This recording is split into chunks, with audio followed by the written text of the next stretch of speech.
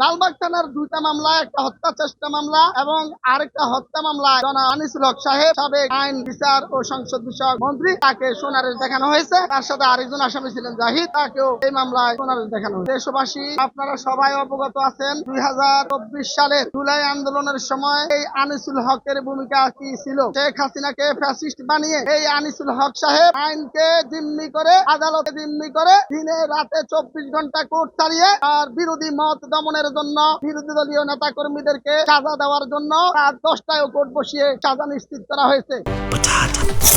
বাছাই করা আলু আর স্পাইসি সিজনিং এ প্রাণ পোটাটা চিপস নাকি বিস্কিট খেয়ে বোঝে নাও। এই হত্যাকাণ্ড যেটা জুলাই আন্দোলনে হত্যাকাণ্ড সংঘটিত হয়েছে, সেই হত্যাকাণ্ডের সরাসরি নির্দেশদাতাদের মধ্যে এই আনিসুল হক অন্যতম। আর যে অভিযোগ, সেই অভিযোগের সত্যতা মোটেও নেই। তার বিরুদ্ধে সুনির্দিষ্ট অভিযোগের প্রেক্ষিতে এবং প্রত্যেকটা মামলায় তিনি এফআইআর ভুক্ত আসামি হওয়ার কারণে তাকে সোনারেশ দেখানো হচ্ছে।